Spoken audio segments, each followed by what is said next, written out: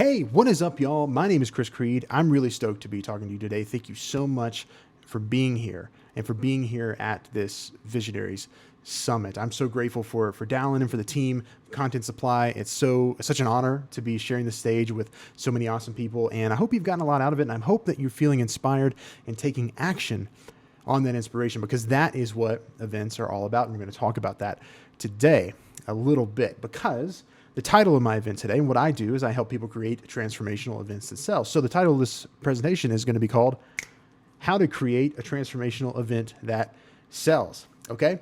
And the cool thing is that I'm going to teach you things and talk about things today that I only teach to my private clients. I got 5 things to tell you about today. I've never taught these 5 things together in one training before. It's all separated out in different ways, and mostly, like I said, to my private clients. So you're in for a treat today for that. But I'm going to tell you also what this is not going to be. There's a lot of talk around virtual events right now, especially for the last couple years, and that's all well and good. It's great. Obviously, we had to adapt, we had to change, and there's a lot more people doing virtual stuff. This conversation we're going to talk about today is not about swag. It's not about tech. It's not about affiliate marketing. It's not about any of that stuff. It's about how to create a transformational event that sells, both that gets people to show up, and I'm going to talk about that today, and then actually gets them a result. Because believe it or not, like everything we create as entrepreneurs, right? As people who are creating value in the world, everything we create should be through that lens of transformation. Because a client comes in at the beginning of their journey or at a place in their journey, right? And they want to get a result. And then we use whatever avenue we're using, whether it's an event or a course or a podcast or an interview or a summit or a presentation like this one, and we bridge the gap. We use that piece of our content to bridge the gap for them, to take them from point A to point B so that they can get the result, right? Because we're in the business of transformation, of helping people get what they want. And in some cases, especially as marketers, to help them get out of the way so that they can get what they want. And I believe that events are one of the most powerful ways you can do that for a couple of reasons. One, they take people out of the norm of their lives, just like you're doing right now. You're watching all these videos at a specific time, right? And so they take people out of the norm, and they inspire them to take action. Right? How many of you guys have been to an event and you're so jazzed up after it, and then something happens, right? Whether or not you go and change your whole business or whatever, that's irrelevant. Something happened. It was a linchpin for you that changed everything. And that's because there are 3 main things that every event does across the board. And I'm going to talk to you about in a second. But before we get started, I wanted to kind of give you a little bit more info on me. Not much, because you don't need much. We're just going to talk for a little bit here. But my name's Chris Creed. I have been a creative entrepreneur for a long time. I was a photographer for over a decade. Before that, I was a musician. I have a degree in music education. And I've always been in events and on a stage, right? On a stage or in events and speaking, or photographing events and helping produce events, or most recently when I started my marketing career, marketing events and helping get people to show up and creating narratives around those events to get people to show up. And that actually happened through an agency that I started on accident. It's called Storywell Marketing. And basically I help people get more people into their business using events. And by creating this transformational event that sells, both that gets people to show up and allows you to sell your product on the back end of that event, right? And so that's what I help people do. I'm an event marketing consultant at this juncture, and my agency does help implement that, though not so much anymore. I'm more focused on just helping people navigate this process of setting up the event. So that's a little bit about me. But I wanted to go back to this accidental agency that I started, Storywell Marketing, right? I started this and everything was going really well. And it was going so well that my first client ever was actually paying me $40,000 to do their marketing for them. First client ever. Okay. And then Fast forward a few months, I'm picking up more clients. I'm building funnels. I'm running Facebook ads. I'm just kind of doing everything at the beginning of, anybody who would be starting kind of a freelance agency type work. I'm hiring freelancers to help me, finish the jobs and things like that.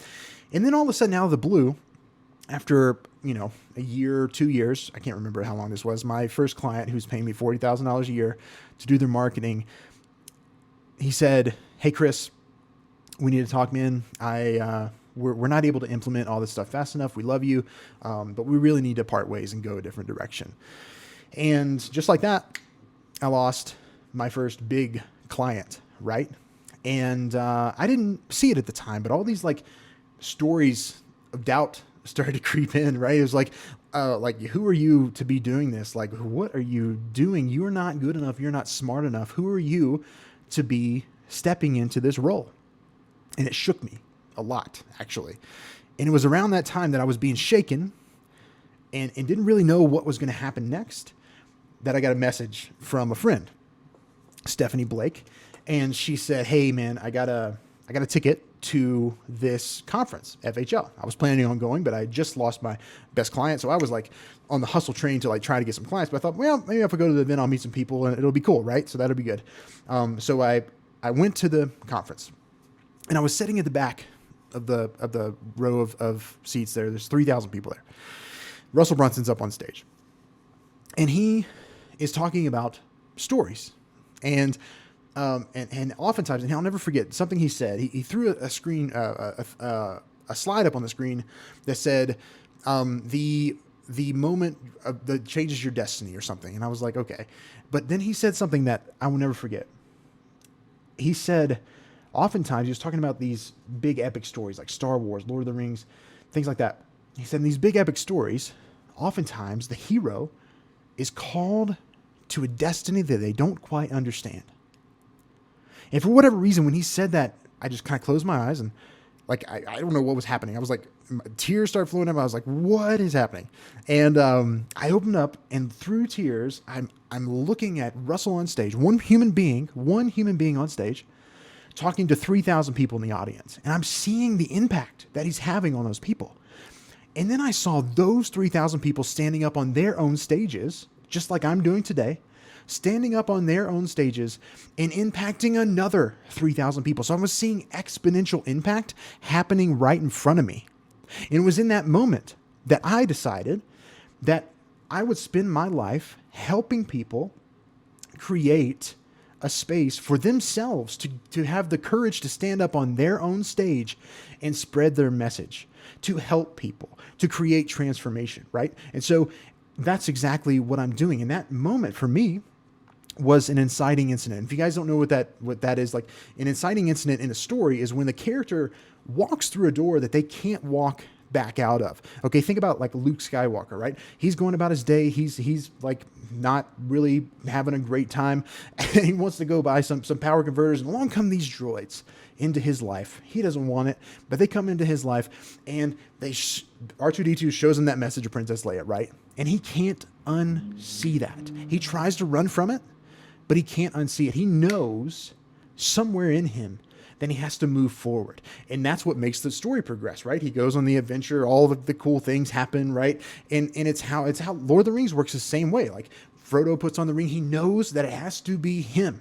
Gandalf comes into the Shire. Frodo could have stayed in the Shire, right? It's nice and comfortable there. Why would he leave? They got beer, the grass is soft, whatever. Dude, it's great.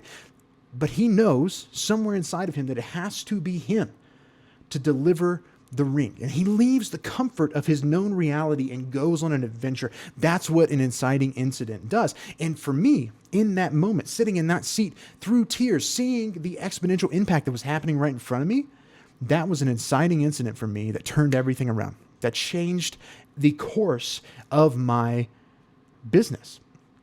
Very, very, very literally. And it's not because of what he was saying. It's because I was there in space and time at an event, and it stood as a marker for me for change. I walked through a door that I couldn't walk back out of, and it happens to so many. How many of you guys have had an experience like that at an event, live or virtual, right? Where you have maybe it's even a conversation or whatever that you're having in the hallway or whatever, but something happened that changed everything for you. Okay. And I know that may sound like, corny or whatever. I don't care because it's true, right? Sometimes it's just true. And that's how it is with events. So I believe that events can be catalysts for change for your clients. And if there's anything that we should be doing as entrepreneurs, as people who have something of value to give to people and to sell to them, to change something big for them, it is to provide inciting incidents so that they can get out of their own way and go on the adventure, to leave the comfort of their known reality and go on an adventure, right? That's going to change them for good. Cool? I believe events are the best way to do that. Events do three main things. And I'm going to write on my iPad a little bit here, okay? Events do three main things. They gather, and they inspire, okay? And they change. So what I mean by gather is that they intentionally gather us out of our known reality, out of our world, and put us into a unique place, just like you're doing right now. This is not something you would normally be doing. You wouldn't be watching Chris Creed talk about events and stuff, right? You would be going about your day, doing your work, serving your clients. This is different. So it's gathered all these like-minded people into one place at one time to inspire them. Now, when we think about inspire, if you're like me, you probably conjure up all these feelings of like, I don't really need inspiration. What I need is to act. Well, let me break this down for you, how I see it. So inspiration, the actual word inspire means to breathe in, right? And so when we breathe in, what do we have to do? What do we have to do when we breathe in? Eventually, we're going to have to breathe out, right? It's a reaction that happens from the inspiration. And inspiration, in the way we think about it, is I'm getting an inspiration about this idea, about moving forward. So the next logical thing for us creatively and for our brains and the way our physiology is designed is to act. And there's a response that happens. So we inspire people. We gather like-minded people and we inspire them to action, right? And because of that, because they're inspired to action, they change a lot of times for good, even if it's just a little thing, right? And so when you're thinking about your event, think about these. I told you guys this wasn't going to be about swag. When you're thinking about your event, think about it in these terms. Who am I gathering? How am I going to inspire them to action? And what about this is going to be an inciting incident, a door that they can't walk out of? They can't turn back. They can't unsee what they've seen. They can't unlearn what they've learned. What is it about what I'm going to teach them and what this event is going to deliver for them that's going to change them for good, to get them out of their own way so that they can get what they want, right? That's what it's all about.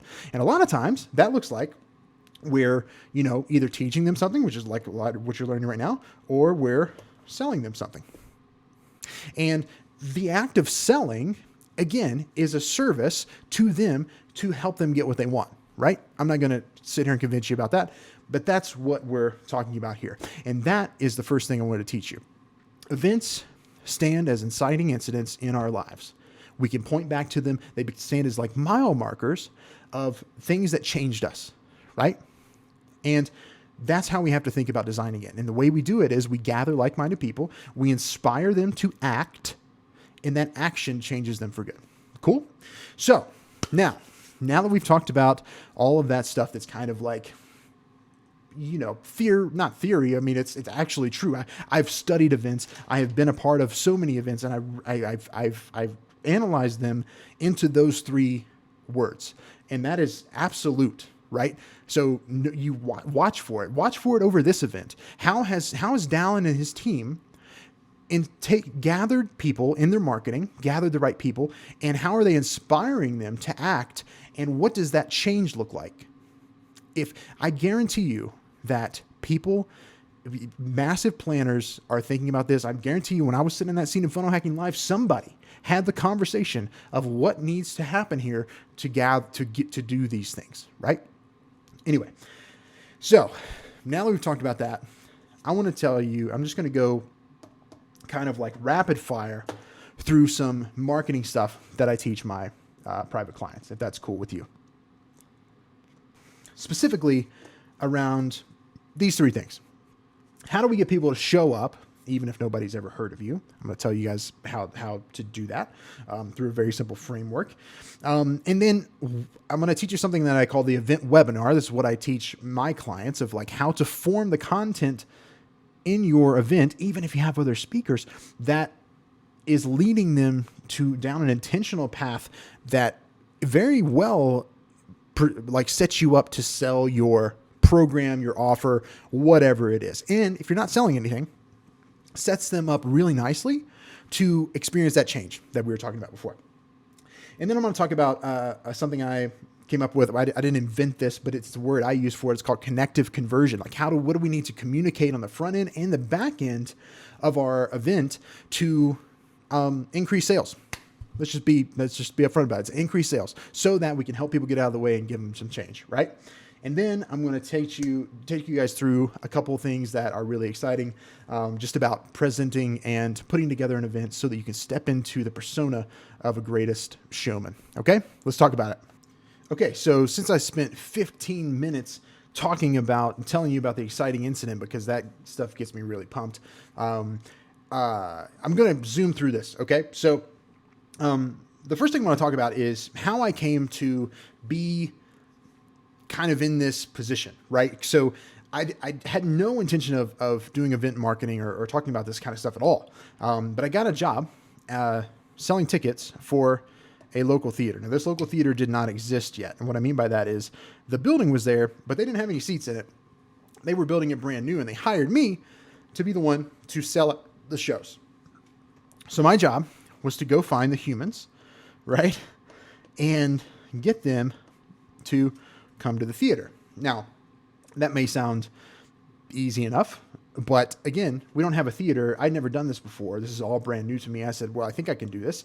Let's give it a shot. So here's what I did, right? The first thing I did was put on an ad. And in this ad sent to these people, I just said, it was a lead generation ad on Facebook. And I said, hey guys, we're putting on this musical. It's called Newsies. It's going to be the inaugural show in this new theater. We're super stoked about it. I had already gone and taken pictures of, actually, no, I used the show picture for this ad of like the stock show the stock images they give you. And I said, tickets aren't on sale yet. You can't buy them, but I would love it if you would join the early access list. And so I kind of pitched this idea of an early access list. And I said, if you do that, what I'll do is I will give you some behind the scenes video that I went and shot personally with my camera, right? I'll give you some behind the scenes footage of the actors rehearsing and kind of the updates as we go along, some pictures of the theater as it's being built and all this stuff. And I just kind of listed out all this stuff I was going to give them, and you'll get first access to the tickets, right? When they go on sale, you'll have first stab at them, so they won't sell out, right? And so what happened is we got 50 people to sign up from that lead generation ad. Now, I should tell you that we were trying to sell out 2 shows, 140 people each, 140 people in each show. So we needed to sell a total of 280 tickets. I mean, you guys could have probably done that math. But, and you may say like, well, Chris, 50 people on the list, I mean, that's not going to do anything. And these people haven't even bought anything yet. You're right. Stick with me. Okay, so here's what I did. I delivered on what I was going to do. Right? What I did is I came in here and I sent these people emails religiously with behind the scenes footage and I would say, hey, here's some cool things for you. And then I would say, and by the way, tickets are going on sale soon. And I would do that over and over again. Here's some cool stuff. Tickets are going on sale soon. And I kept that communication up the whole time, right up until tickets went on sale. And we launched those to the early access list first, just like I said I would. And I emailed them out and I said, hey guys, tickets are on sale. Now's your chance. Tomorrow I'm taking it to the public. And in that time frame, we sold 60 tickets to those 50 people. Now, still, you're thinking, this is not, this doesn't do anything for you, Chris. We need 280 tickets. We've only sold 60. I'm freaking out at this point too, because I didn't know what was about to happen. Here's the magic of this whole scenario, and I'm going to wrap this up to where it's relevant to you in a second. The next thing I did was I took it to the public. open to the public. And I said, hey, public, tickets are on sale and they're going fast, because we had already sold 60 in that first day. So they could log in. We built a ticket page by now. They could log in and see all the seats that were gone. And so we started running ads to that and to our Facebook page and everything. So we launched it public. It's everywhere, right? And we not only sold out these two shows of 280 tickets, we ended up selling another show for another 140 tickets, right? So we sold out 3 shows in a matter of 28 days. And it was all because we had built in this, and this to a theater that didn't exist, but this is the first show they ever did, right? And so what happened here is something I call demand hacking, okay? And let me create another page here, and I will show you what I mean. So demand hacking. Okay. If you think about big artists, that says demand hack. That says demand hacking. And you can't see it because I cut it off there. Whatever. Demand hacking. Think about big artists. Think about like Taylor Swift. I always use this example. I don't know why. She came into my head a year ago when I started talking about this, and I can't use another example. Everybody gets it, right? Taylor Swift, she does a show. She puts tickets out for sale. They sell out like that. Why? It's not just because she's Taylor Swift. I mean, she wasn't always freaking Taylor Swift, right? It's because she has demand. The demand is built in, and because she has the demand, it sells out instantly. Let me give you another example. A few years ago, like maybe almost like 8 years ago now, my father-in-law bought tickets to a Michael Bublé show, and for the whole family for Christmas, we went to see Michael Bublé. It was awesome. But I was like, dude, how did you get these? These are hard to get. They're like Taylor Swift tickets, right? And he's like, you know what? They are hard to get. But let me tell you what happened. What I did, he has this membership that you join, that when you join it, you get early access to the tickets when he releases them. And you also get all this bonus stuff that you wouldn't get if you didn't join. Like I get money to spend in the store and all this stuff, behind the scenes footage, right? So he's describing this to me. And I thought back to this after I had implemented this plan, and then he releases it to the list first. He sells to the early access list first. And a lot of times that list is so big that it doesn't even make it to the public because it's already sold out, right? But if it doesn't, then he releases it to the public. Okay? This, without knowing it, is exactly the formula that, what is that? That a lot of people, big artists especially, use to sell out their events. It's also happens to be something that works really well in virtual events. How do I know? Because I've tested it and I've done it with my clients. I called it the sold out show framework. Okay. And here's how it works, right?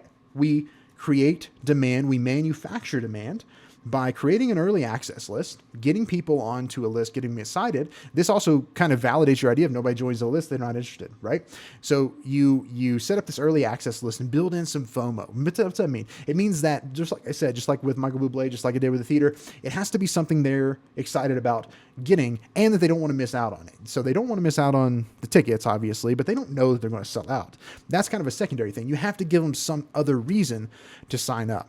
Now, that could be, you're going to give maybe early interviews or something with the speakers. Maybe they're going to get some trainings from you for free, whatever it is in our world, right? And then after a while, after communicating, which I'll talk about in a second, after communicating with them, you sell to the early access list first. And then you can legitimately, listen, I don't know why this works the way it does, but it does, okay? You can legitimately now go out into the public after you've sold to this list that you've been building and nurturing. You've sold the event to this list and they've bought.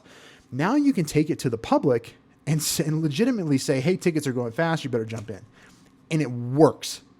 I kid you not, that is the key. It's all about creating demand. Because why? Because people want the gift of going second, right? They don't want to be the first one to commit to something. That's why testimonials work so well, right? People need that gift of going second. I can't remember who said that, but it was brilliant. And so if you can give that to them in any way, it's just another way of doing that. So give them the gift of going second. It also is like this phenomenon of standing in line. Like nobody wants to be the first one to go to a restaurant, but if you walk by a restaurant and the line's out the door, you're probably getting in line, right? If you're hungry and you're ready to go to dinner, that place is hopping. It must be good. That's what this whole thing is about, right? So once we do that, once we have the proof, we have the demand, we can go to the public and sell it to them, and they can feel the energy of the demand built in. So that's how demand hacking works. And that's what you should definitely do with your event. Okay. And so like I said, it was going to be rapid fire. So I'm going to get a drink. And so now I'm going to go into a little more about the event webinar. So I do want to just kind of move through this because I don't want to take up like all day teaching this stuff, but we could. In fact, that's what I usually do with clients is we get together all day, knock out everything, and kind of map all this out personally for what they have going on. So anyway, let's talk about the event webinar. And before I do that, I just want to kind of establish what I mean by webinar. Obviously, a webinar is kind of like, it could be something like we're doing right now, where we're doing a presentation about something specific that is leading people through a journey that eventually will either lead to them just having a really great time and learning a bunch of cool stuff, or leading towards a sale where we do a pitch at the end, right? That's the most typical thing that we as internet marketers and people who have online businesses are used to. And, think what you will about it. They still work really well. But that's not what we're talking about today. We're talking about how to take the structure of a webinar and put it into a virtual event. So let's do it. I switched up my screen here so I can draw a little better. Let me make my head smaller. I'm going to pause this so you guys don't have to watch that. Hey, look at that. Okay, sweet. So let me move this guy out of the way. Jeez Louise. Okay, here we go. So there basically are three parts to a webinar, right? So I'm just going to draw this out here. Okay. Traditionally, this is what you would see, right? We have sort of like an intro that happens, and then there's like the main teaching part, and then there's the pitch at the end. And that's pretty much the percentages of how it is, right? So like maybe it's, the intro is like, 5-6 minutes. The main teaching is like 30 to 45 minutes, and the pitch is like another half an hour probably, or 20 minutes, half an hour. So that's kind of traditionally how it works. So when we're talking about virtual events though, it kind of can follow the same pattern. So let me just back up here and let me get this off here. Come on. This is really funny when this happens, especially when you're on stage. Dallin can probably just cut this out. That would be cool. Dude, come on. There we go. Okay. So when we're talking about virtual events, I'll just write events up here. They kind of can follow the same rule, right? If you think about how you're experiencing this event right now, there's likely been an intro section where you kind of get to know a little bit about what to expect, right? And how to experience this. And then there's going to be a long teaching section that involves lots of different people, right? Where we're all teaching you things that are going to be helpful to you growing your business as a visionary entrepreneur. And then I haven't talked to Dallin about how that's actually structured, but there would be traditionally after that, probably a pitch, right? And not in this scenario, but like in an event, that's kind of what it would look like. Or you give them some sort of experience, right? At the end, something that leaves them excited and taking action. So a good example of this, is the Story Conference in Nashville. They don't do a pitch there, right? But what they do is they get people in, and it's people who are, authors and things like that. And they teach you over the course of the day. So the first day is all teaching. It's stage presentations, much like you're listening to right now. And then the second day is workshops, right? So day one is presentations, right? We're doing the teaching. And then day two is an experience that inspires. So they're doing the inspiration on the first part. And then the second day, they let them take action. So you can either do it that way, or you can sell something and allow them to take action in that way, if that makes sense. So for our purposes here today, I'm going to show you how to form a webinar in your event that helps you sell something. Cool? Let's do it. Okay. So again, we're going to get a little meta here, but I want you to think about this critically of like how you're going to present, because most people, I'm going to just pop out here. Most people will not think about this. And this is going to be the thing that separates you from most people, right? Because you think about the way you organize your content, because you care about your clients and giving them a transformational experience. I believe in that. So it is a mission of mine to deliver that thought to you so that it sticks up here and you can't get rid of it, right? I want this presentation to be an inciting incident for you so that you can't unhear that. Okay. So I want to be super clear. I'm talking about creating a transformational event for your clients that sells. So whether or not you want to just get people to show up, that's cool. I just talked about how to do that. Or you want to sell something at the end. This is how you make that happen. Cool. So think about how you're going to start the event. What do they need to know? What does that first presentation need to be? Are you going to have other speakers? So let's go summit style for this. Okay. Because that's, you can't see my iPad. Let's go summit style for this. So here's what I teach my clients. If you're going to throw a summit, right? Just think about it like you're throwing an in-person event where you're going to have a lot of speakers there. What normally happens in an in-person event when you have a lot of speakers there? Well, maybe have an MC or somebody come out and intro the first section. And that's probably you. You probably come on stage first, right? And the reason for that is we want to set the stage. All right. So we're going to set the stage and the expectations. Okay. And the real secret behind this part of it, though, y'all, is to plant a seed, right? We want to plant a seed and frame the way that they're going to think about the entire event. And I know this is getting really meta, but I want you to think about this stuff. And this is what I walk my clients through. We dig deep into this stuff because it matters, right? It's experiential and it helps them sell more tickets because they're super clear on the value and the transformation they're delivering. Does that make sense? Okay. So we set the stage and we set the expectations, right? That's thing number one. And we do that in such a way, and it's just like you would in an intro.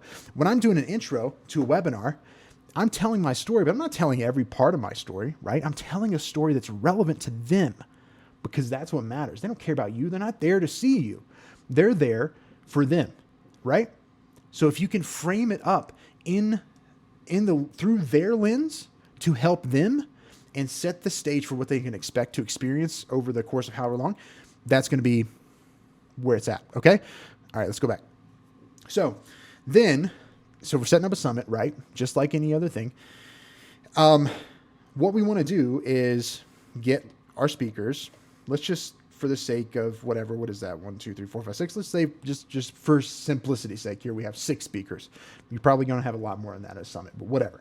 You have 6 speakers and they're all speaking on kind of different things, but likely it's all very aligned, kind of like you're experiencing right now.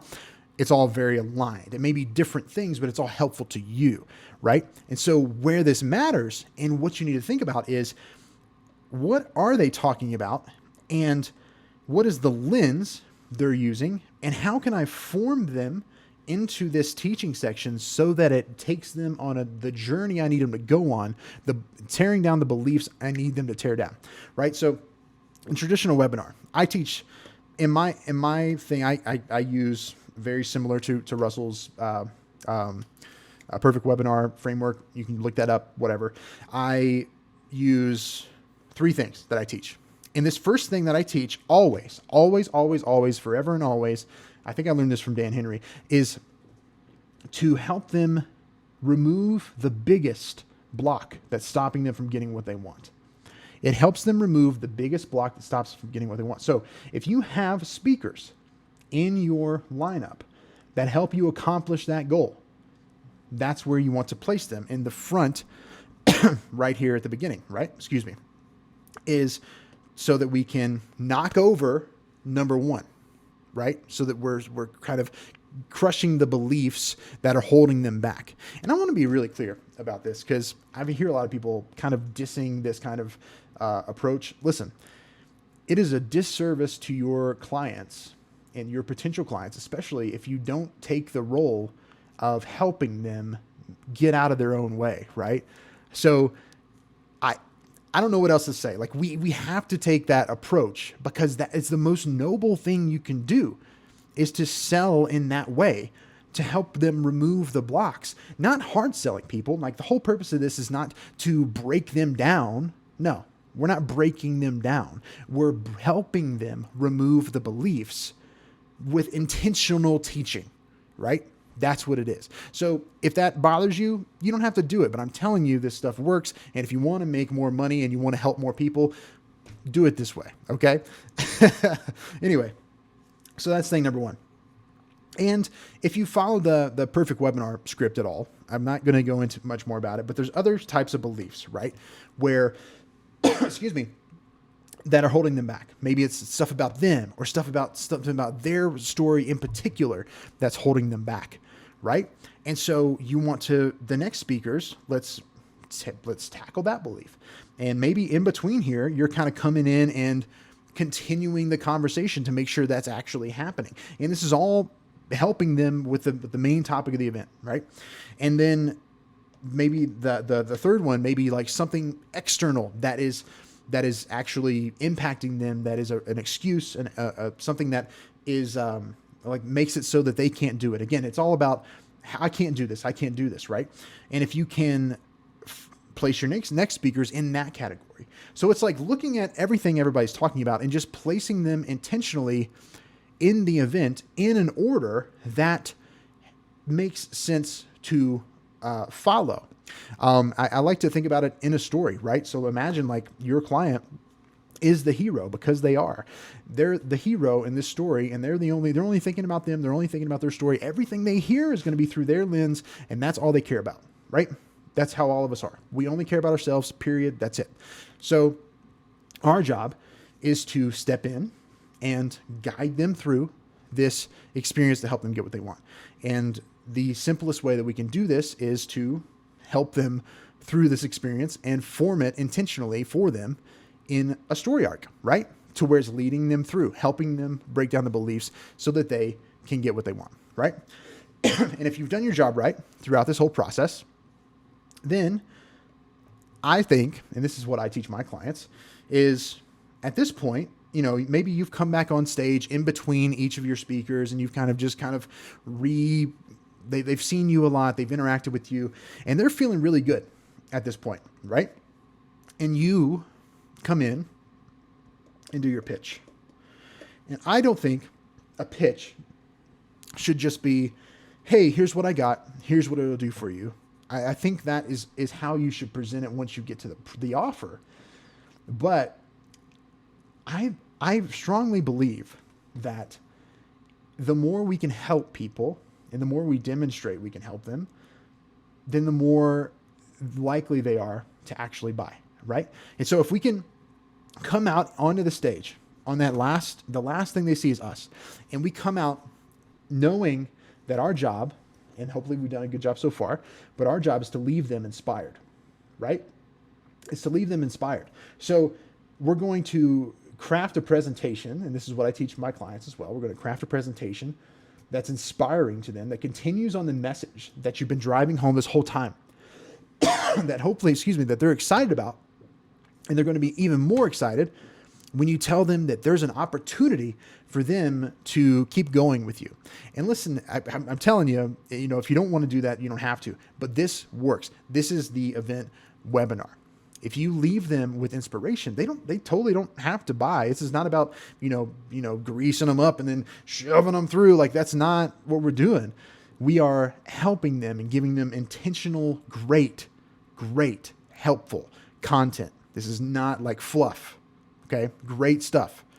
And then because you've spent so much time helping them and you've been so great and you're inspiring them and you're doing your job, making that happen, you will reap the rewards of that investment in them. And they're going to have a great experience and you're going to give them a transformation because that's what you do, right? So that's the event webinar.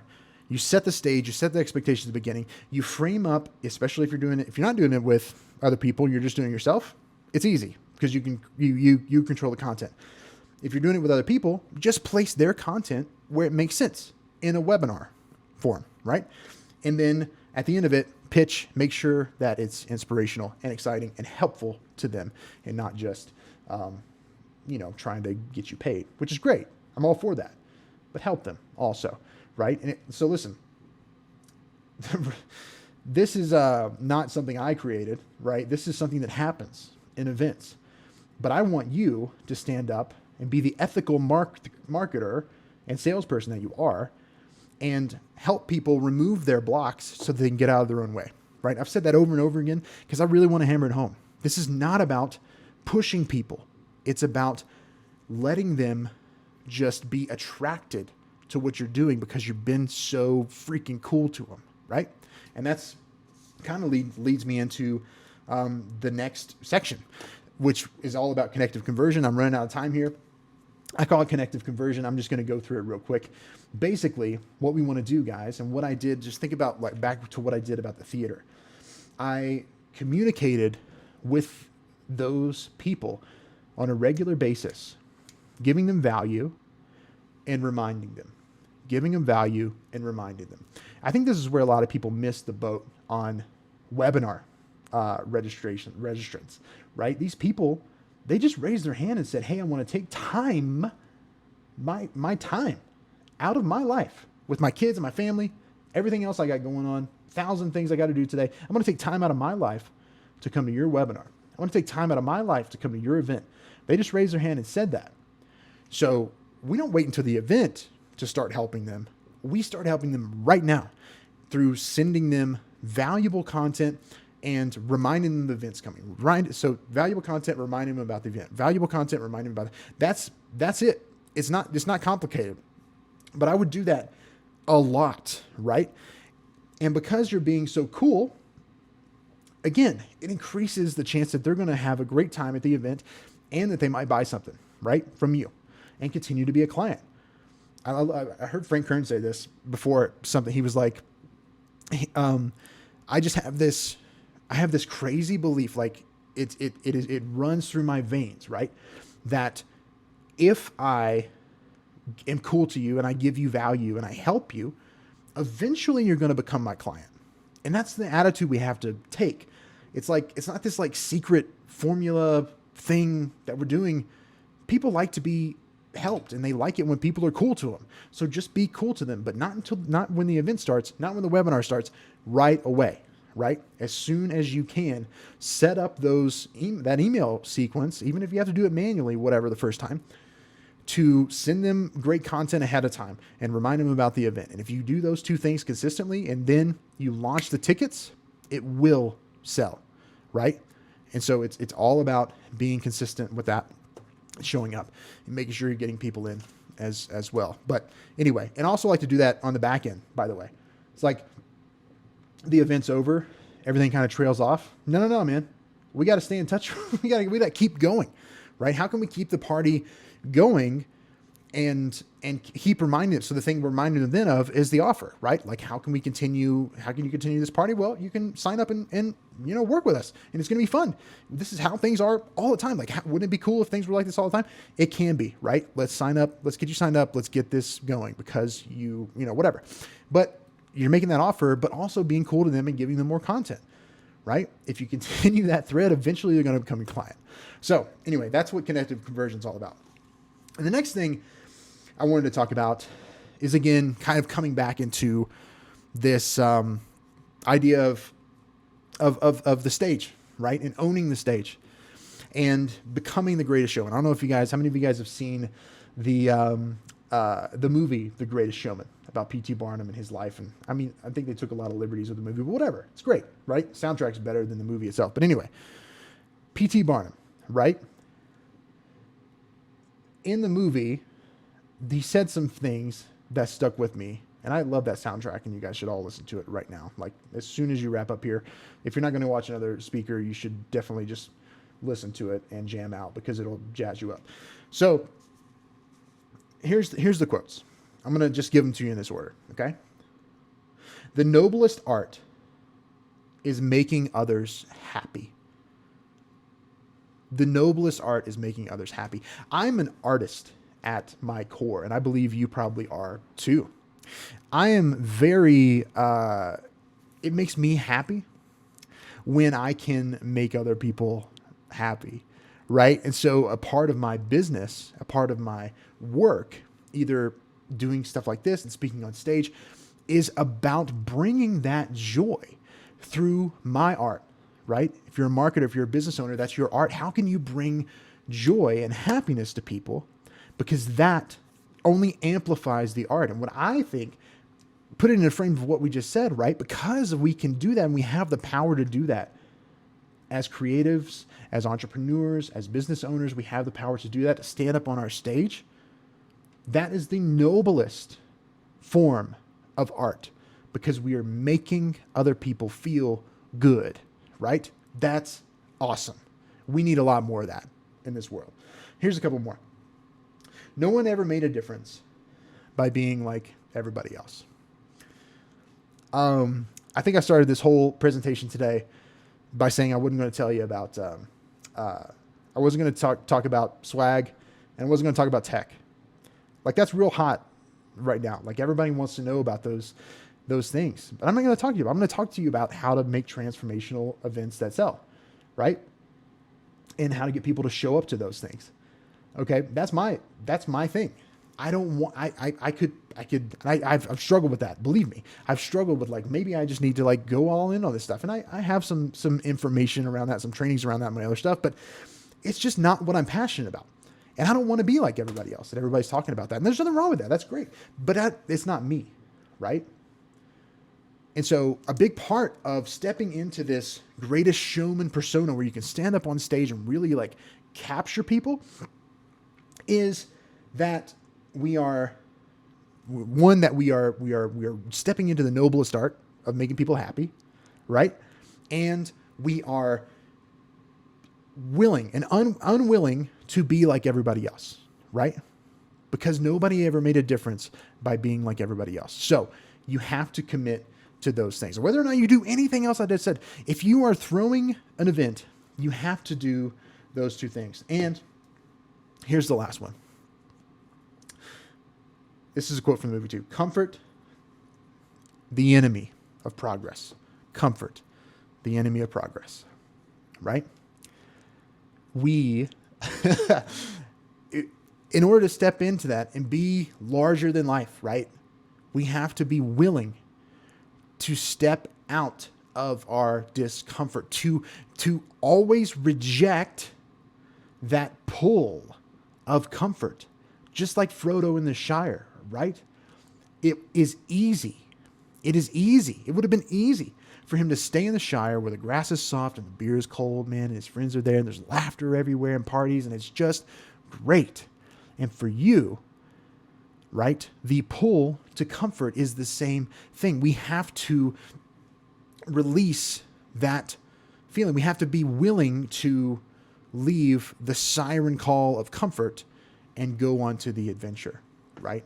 And the cool thing is, guys, as entrepreneurs, as business owners, as people who are willing to stand up on our own stages and help people, we have this beautiful calling, this beautiful moment, this beautiful ability to inspire other people to do the same, to step out of their own comfort zone and step up on their stage and push past that wall that they can't walk back through, right? That door they can't walk back through. They can't unsee what they've seen. They can't unlearn what they learned. They have to go forward to adventure, to the thing that they want most in life.